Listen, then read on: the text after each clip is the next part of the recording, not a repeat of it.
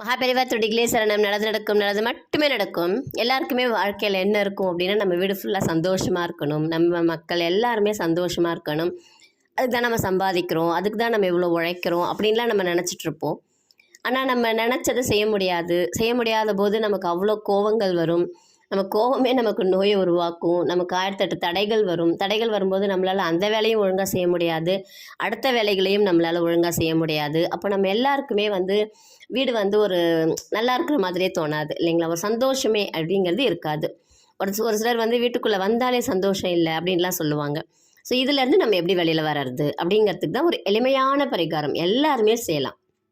வீட்டில் இருக்கிற அத்தனை பேருமே செய்யக்கூடிய ஒரு எளிமையான வழியை தான் இன்றைக்கி நம்ம சொல்ல போகிறோம். சரிங்களா? உங்களுக்கு ரொம்ப பிடித்த கோயிலாக எடுத்துக்குங்க, இல்லை உங்கள் வீட்டிலேருந்து போகிற டிஸ்டன்ஸில் இருக்கக்கூடிய கோயிலாக எடுத்துக்குங்க, இல்லை உங்களுக்கு குலதெய்வம் தான் உங்களுக்கு ரொம்ப பிடிக்கும்னா குலதெய்வ கோயிலாக எடுத்துக்குங்க. ஏன்னா நீங்கள் நினச்ச உடனே செய்கிற மாதிரி பார்த்துக்குங்க, அவ்வளோதான். போய் நம்ம செய்யணும், அவ்வளோதான். அந்த கோயிலாக பார்த்துக்குங்க, அந்த கோயிலை செலக்ட் பண்ணிக்கோங்க. அந்த கோயிலில் போயிட்டு உள்பிரகாரம்னு ஒன்று இருக்கும், வெளிப்பிரகாரம்னு ஒன்று இருக்கும். நீங்கள் உள்பிரகாரத்தை 9 முறை சுற்றி வந்துடுங்க ஃபுல்லாக.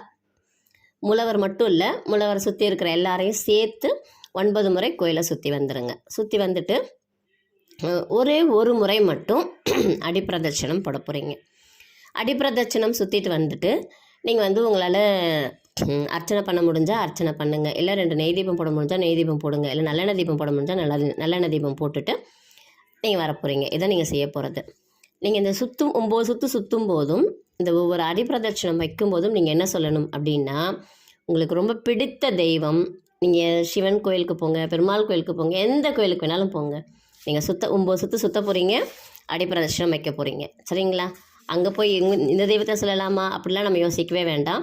நீங்கள் ஒரு சிவன் கோயிலாக போகிறீங்கன்னே வச்சுக்கோங்க. உங்கள் குலதெய்வம் ஏதாவது ஒரு மாரியம்மனாக இருக்காங்க, இல்லை முனீஸ்வரராக இருக்காங்க அப்படின்னாலும் நீங்கள் அவங்களுடைய பேரையே ஒவ்வொரு அடிக்கும் நம்ம சொல்லிக்கிட்டே இருக்கணும், அவ்வளோதாங்க. சுற்றி முடிச்சுட்டு 9 சுற்று சுற்றும் போதும் நீங்கள் அதே பேரை தான் சொல்ல போகிறீங்க. உங்கள் பிரச்சனைகளையோ தடைகளையோ எதையுமே சொல்ல போகிறது கிடையாது. அவங்களுடைய பேரை மட்டும்தான் சொல்ல போகிறோம், நாமம் தான் சொல்ல போகிறோம். சரிங்களா? அந்த 9 முறை நீங்கள் சுற்றும் போதும் அவங்க பேரை மட்டும்தான் சொல்ல போகிறீங்க. நீங்கள் எண்ணிக்கை வைக்க வேண்டாம்.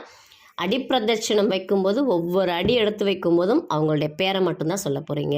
சொல்லிவிட்டு ஒரு அரை மணி நேரம் உட்காந்துருந்துட்டு நீங்கள் உங்கள் வீட்டுக்கு வாங்க. உங்கள் மனது அப்படி ஒரு தெளிவாக இருக்கும்.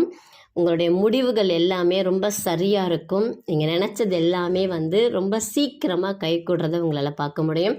அந்த அடிப்பிரதட்சணத்துக்கு அவ்வளோ ஒரு பவர் உண்டு.